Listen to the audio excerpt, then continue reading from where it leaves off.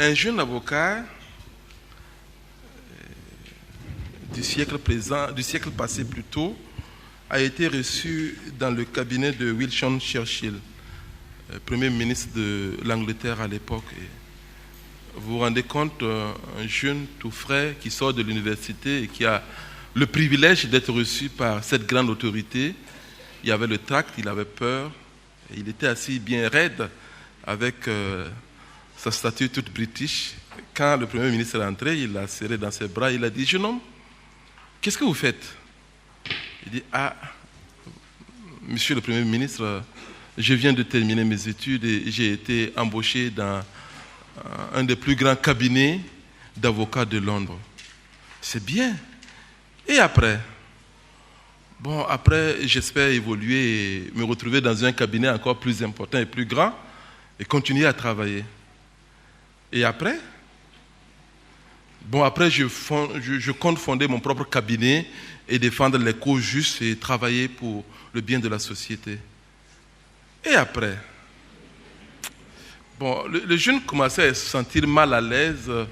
Bon, après, je compte me lancer en politique et travailler pour le bien-être social et faire avancer la cause des droits de l'homme, etc. Et après, bon, je ne sais pas. Après, je crois que je vais écrire mes mémoires ou faire une fondation. Et après, et là, il était vraiment mal à l'aise. Vraiment mal à l'aise. L'histoire dit que Churchill est retourné dans son bureau. Il est ressorti avec un Nouveau Testament qu'il a remis à ce jeune avocat en disant « Mon cher enfant, ne commencez pas ce grand voyage sans pouvoir répondre à cette question et après. » Et la réponse se trouve dans ce document, dans ce livre. Et après. Et après. Et après, nous serons dans la présence de Dieu. Alléluia. Après, nous serons dans la gloire, comme on l'a chanté. Après, nous célébrons Dieu dans sa présence. Et vous savez que la présence de Dieu ou son habitation, le paradis comme on l'appelle, nous serons là. Et nous allons juste voir un pan que nous révèle le livre de l'Apocalypse pour les noces de l'agneau. Mais avant même qu'on ne commence la lecture dans le texte, la Bible nous présente 3 sortes de paradis.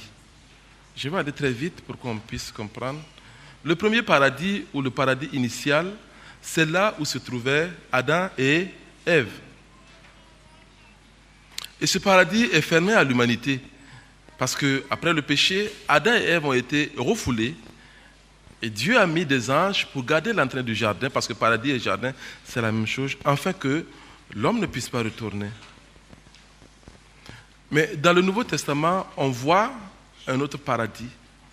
Jésus disait déjà aux brigands qui mouraient avec lui, « Je te le dis, aujourd'hui tu seras avec moi au paradis. » C'est le paradis temporaire.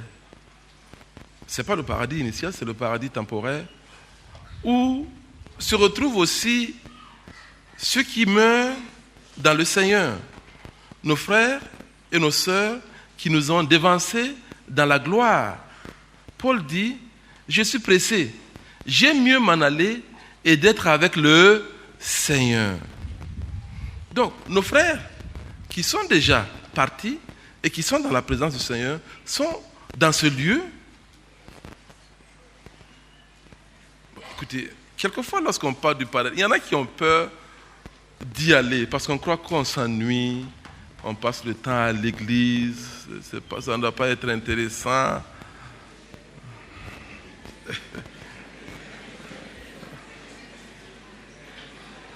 Parce qu'on ne sait pas si on va retrouver toutes les joies qu'on a ici. Mais c'est un lieu de relation. C'est-à-dire que ceux qui sont dans la gloire, ceux qui sont déjà partis dans la gloire, et Paul le dit, j'aime mieux, c'est mieux pour moi, cela m'est préféré, c'est mieux pour moi de m'en aller et d'être avec le Seigneur dans ce paradis temporel. Paul dit, je suis pressé, je vais partir. Et c'est un lieu de relation donc, m'en aller et d'être avec le Seigneur. C'est un lieu de relation. Et l'Apocalypse, le livre que nous avons traité l'an passé et que nous allons terminer aujourd'hui dans le sens des cantiques, nous les présente comme étant devant Dieu, devant le trône et devant l'agneau. Ils sont devant le trône et devant l'agneau.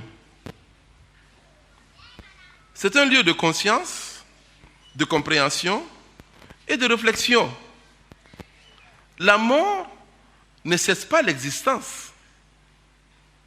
Ceux qui y sont dans ce lieu comprennent ce qui se passe. Ils réfléchissent, ils rendent Dieu. C'est un lieu d'émotion. Il y a de grandes émotions. Jésus, en parlant de Lazare et du mauvais riche, dit que Lazare est consolé. Donc c'est un lieu de consolation. Mais une certaine lecture de l'Apocalypse voit aussi que c'est un lieu d'attente et de frustration, parce qu'il y a les âmes de ceux qui seront tués pendant la tribulation, qui crient « Jusqu'à quand? Jusqu'à quand vas-tu tirer vengeance de notre sang ?» C'est un lieu de frustration. C'est un lieu de repos. Et Simon l'a lu très bien. Heureux dès à présent ceux qui meurent dans le Seigneur. Oui, l'Esprit dit, ils se reposent de leurs œuvres. Et s'ils sont devant l'agneau, devant le trône et devant l'agneau, ils sont donc dans une présence de louange et d'adoration. Il y a donc le paradis initial, le paradis temporaire, parce qu'on se rend compte dans le plan de Dieu que ce n'est pas fini, et il y a le paradis ultime, ou le paradis définitif. Il me transporta en esprit sur une haute montagne et me montra la ville sainte, Jérusalem, qui descendait du ciel d'auprès de Dieu, ayant la gloire de Dieu. Son éclat était semblable à celui d'une pierre très précieuse, d'une pierre de jaspe, transparent comme le cristal. Elle avait une très grande muraille, elle avait 12 portes, et aux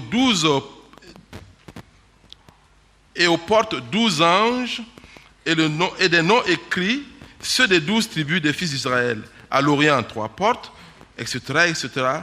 C'est la présence de Dieu, c'est Dieu qui descend, et ça c'est un peu l'état final, le paradis qui descend, la maison de Dieu qui descend.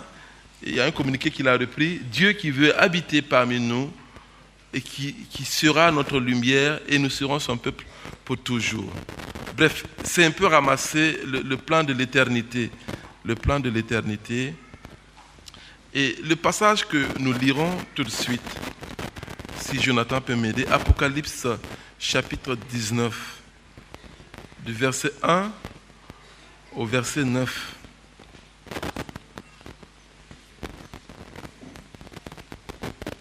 Apocalypse 19.